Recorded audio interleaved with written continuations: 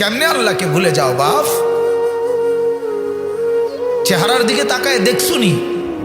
বেনামাজি হওয়ার কারণে চেহারার হালাত দেখছুনি বাপ? ভালো করে দেখো চেহারা কেমন হয়েছে।